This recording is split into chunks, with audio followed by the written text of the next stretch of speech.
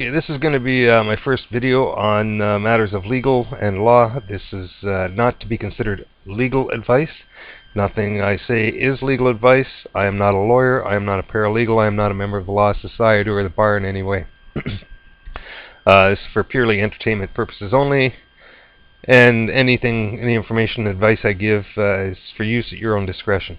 I do have 3 wins in 2013 within the court systems, 2 withdrawals of charge completely, and 1 in which case were 5 charges. 5 charges got reduced down to 2, including possession of illegal substances, and 2 counts of assault with a weapon were withdrawn. And 2 smaller accounts, one of a breach of recognizance and one of a mischief under $5,000. The individual pled guilty to because they did not want to wait in jail any longer to fight the charges. They decided they would just plea and get out that way. So damage control in that perspective, but still I consider that a victory. So that's the standing of which I come from with my advice here.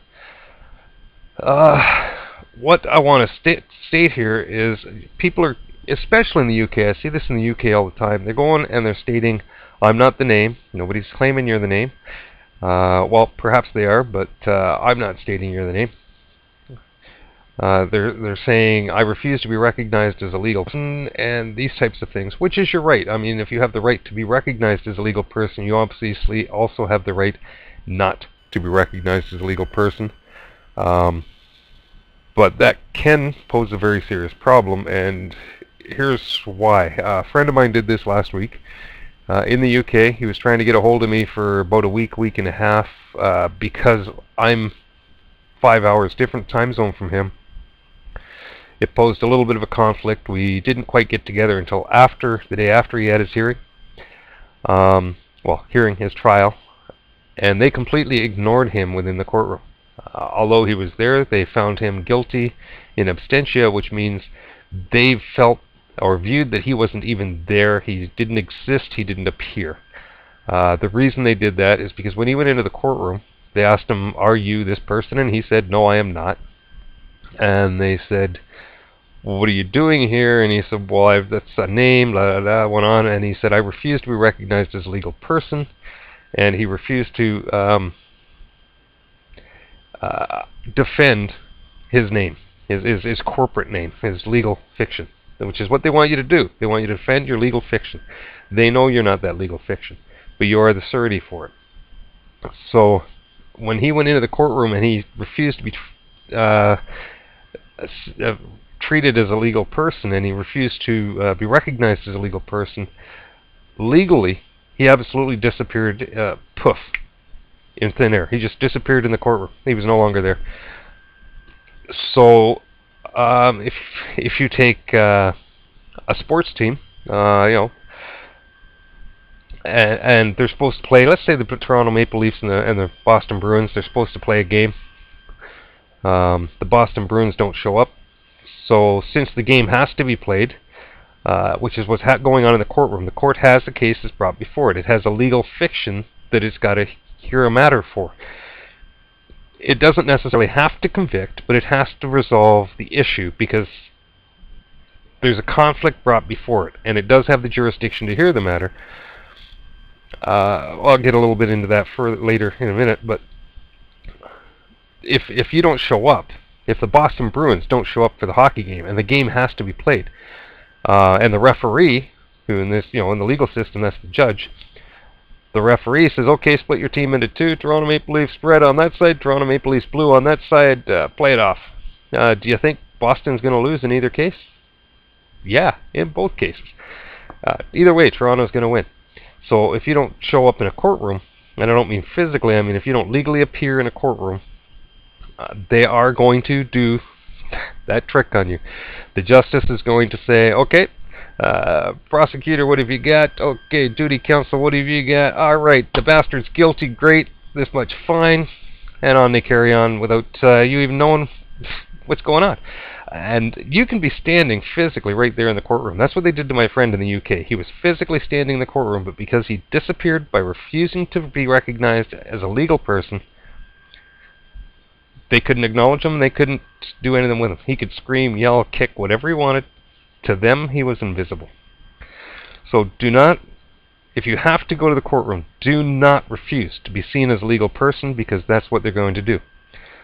Instead, what I recommend you do is go in and state that, that is my name. That's perfectly sufficient to state that you are not the name, but you have full equitable rights to it. You do own that name. Anybody that's saying you don't own it is crazy, because I tell you right now, the Crown is not going to claim that they own it. That's your name. You own it. You have full equitable rights to it. Equity prevails over law every time. So it's your name. You own it. It's your legal fiction for you to use in the game of life that they've created. They've dragged it in there. Now you have to defend it. You are the surety for it. You have to stand up and you have to defend it. So what I recommend you do is go in. My name is. You're not acknowledging that you are the name. You're acknowledging that you own the name, that it's your legal fiction and you are the equitable owner of it. Challenge them on everything and anything they ask you. If it's a first hearing, it's perfect, because you can say, well, I'm not sure what we're doing here. I see no cause of action. I see no proof of jurisdiction. All I have, I did this in a case last year, and it was withdrawn almost immediately. I mean, they pushed it to trial, but the trial never went through. It was just showed up for trial and they withdrew. And you can hear the audios of that on YouTube here. I don't know what we're doing here. I have no cause of action. I've got no proof of jurisdiction. All I've got is police notes. How am I supposed to defend against this for this person? And at one point, and the volume's up and down, but the justice, when I was dragged into the courtroom for the hearing, said right to my face, "That might be all you get, sir." Well, if that's all I've got, I don't know what we're doing here. And they kicked, screamed, yelled.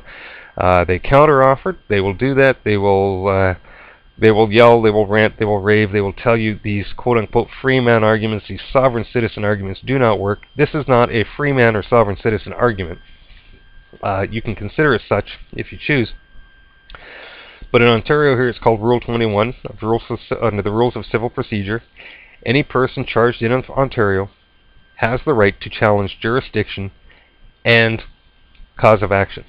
Now, you're not challenging the jurisdiction of the court, because the court has the authority and jurisdiction to hear any matter brought before it. You're challenging the jurisdiction of the prosecutor and the cop who are bringing the charges against you. Do they have the authority? Do they have the jurisdiction to actually bring the matter before the court in the first place? And if they don't, the court is obligated to throw the matter out. If it goes to trial, in 2 cases of mine last year, it went to trial that way, and the prosecutor never even proceeded. They just withdrew. They didn't even go into trial. They just withdrew the minute I showed up. The reason they do this is because they never have jurisdiction. And I'll give you an example. When I was 19 years of age, I was in the military. I was 2 hours late for work. They decided they were going to charge me for AWOL. Which, yes, in the military, that is a chargeable offense. 2 hours late for work under AWOL, it's punishable by up to 2 years in prison. And to show what a dog and pony show that was, the officer who'd signed the charge report was also assigned to me as my defense counsel. So the charging officer and my defending defense officer were the same person. I discovered that I could challenge jurisdiction as I was going through the regulations of reading and trying to find out how I can get around this, because I knew with the charging officer and the defense officer being the same person, I was screwed. And it's the same thing that's going on with you in the courtroom. The prosecutor and the duty counsel are working for the same people. They're going to work as a team, and they're going to screw you. That's why if you hire a lawyer, if you hire a paralegal, if you use duty counsel, you are going to get screwed, because they're on the same team. They cannot work outside the box. It's illegal for them. It's unlawful. They're not allowed to. You can, however, challenge the jurisdiction. And when I challenged the jurisdiction when I was getting charged for AWOL, they pulled out my personnel file, and went back to somewhere around week 2 or whatever it was, and they showed me right there where I had signed joining the military, accepting that I would be responsible and follow all military laws and responsible to be charged under any military laws should I violate them. So they, because of my signature was there, and you can argue the validity of that contract, because my signature was there, that did grant them jurisdiction. Had I challenged the validity of the contract, I probably could have won that under no meeting of the minds, no equitable exchange. I could have argued it back and forth all over the place, but what would have happened in that case is I would have been thrown out of the military and I wouldn't have a job, as opposed to just scrubbing toilets for 2 weeks, which is what ended up happening as a result. So when you challenge jurisdiction, you're looking for something like that. You're looking for something that says the Highway Traffic Act specifically applies to you. And in order for them to do that, they have to have your name, your signature, on a piece of paper that says you agree. They're never going to argue the licensing issue. They're never going to get into that, because if they say, well, because you got a driver's license, that gave us jurisdiction. Oh, so if I didn't get a driver's license, you had no jurisdiction? They're never going to admit that. That's the facts, but it would be suicide. So they're never going to have jurisdiction. They're always going to withdraw. The driver's license is fraud because you didn't actually need it. You were lied to. It was under fraud and deception, threat, duress, and coercion, all those other aspects. You can fight anything this way, and it works. Challenge the cause of action. Challenge the jurisdiction of the prosecutor. Hold your ground. Let them scream, yell, rant, rave, drag you in front of the prosecutor, let them pull the sheriffs in and stand behind you to threaten you. Stand your ground, do not move, you will win. Do not refuse to be represented treated as a legal person, because when you do that, you're throwing your legal entity into the boxing ring, into the coyote fight, or whatever you want to call it, without anybody there to defend it. So stand there, defend your properties, which you're a legal person. Do it right, and you'll win. Again, as I said, this is my first one. I'm hoping these will get better. I'm hoping the video and audio will get better. Comment, rate, subscribe. Let me know what you think of the content. Let me know what you think of the video and audio, and how I can improve it and how I can make things a little better. Thank you, and God bless you all.